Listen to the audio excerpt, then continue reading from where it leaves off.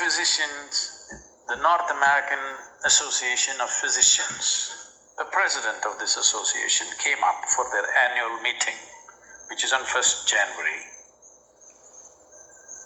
and started his speech. The revenues of medical professionals has considerably decreased in the past year due to an epidemic of good health.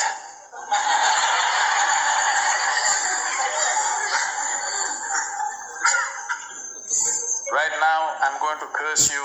May you suffer an epidemic of good health.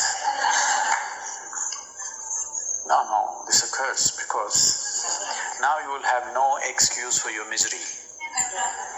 You know it's just you. Now you are suffering an epidemic of good health. Now you must understand, your misery is entirely your making. Yeah? So I'm cursing you with an epidemic of good health so that you don't have a goddamn excuse this entire year. You know, every misery that you cause is your own making. Is that okay? Take away my persecution for a year, I'll be glad. Yes. Because you must understand this. The life within knows no such thing as unpleasantness. I'm realizing that. It is only the sensations and the mind which can cause unpleasantness. That's what they torture. Because the life is either little inert or exuberant.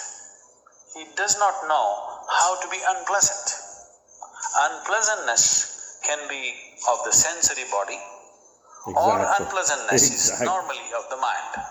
That's it, that's what they attack, both. There is no such thing as unpleasantness in life. Once you fall on the other side of the mirror, once you do not know what is unpleasantness within you, whatever happens is just surface waves that happen here and there. Once you know this experientially, now you will become a devotee of life. That's what is needed in the world today. People have become devotees of God and willing to take life. People have to become devoted to life. How will they become devoted to life when they have not experienced it? You can talk about it as much as you want, but they will not be devoted to life because they don't know where it is and how it is. But they know God. They know where He is, how He is, what is He doing today. Did somebody check how did He celebrate the New Year?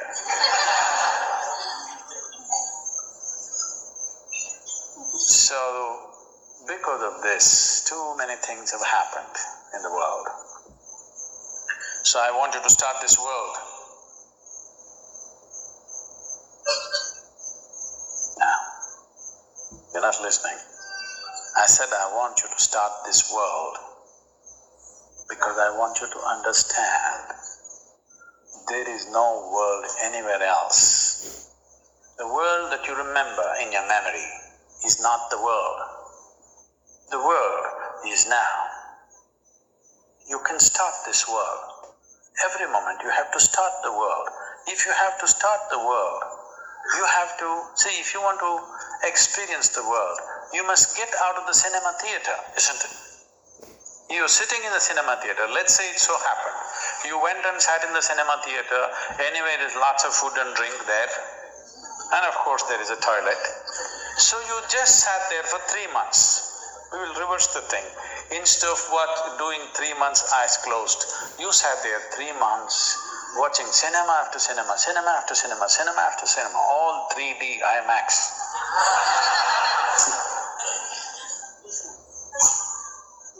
You must understand this.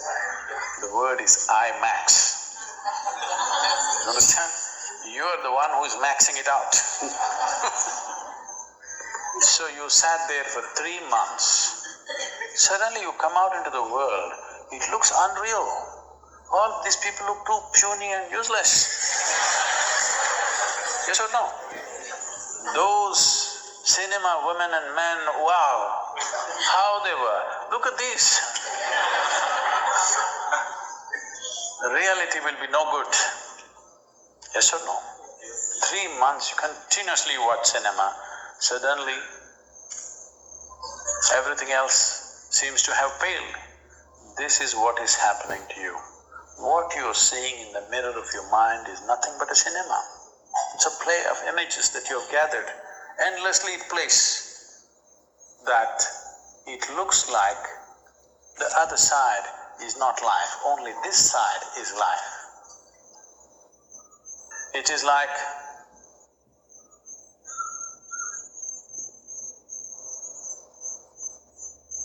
suppose, let's say you are all living in a mental asylum.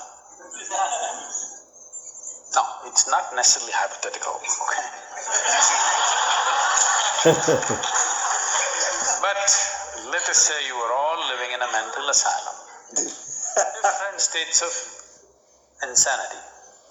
Suddenly one sane guy came and started talking something totally different. You would all definitely conclude, this guy's insane. So no, it's happened through history.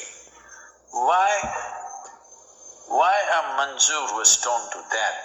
Why a Socrates was poisoned? Why a Jesus is crucified? Simply because in a world of insanity, one guy starts talking something. Wow. Too much sense. Yeah. Love it. Love this guy. So, you must either accept your insanity or the best thing is to kill the guy. Yeah, That's what they're Till doing to now, me. we have taken the second option. They don't like the truth. That's why it's all lies. Always something happening. that's why he said they took the second There is option. no need to listen to anybody. If you pay attention, life is constantly making its own statement. In this huge statement that the mind is making, very colorful statement that the mind is making, somewhere behind that, life is constantly making its own statement. You just have to get in touch with that. Doesn't matter what the mind is saying. Doesn't matter how you get there. What is today's reality show on the mind? No, we can call this news.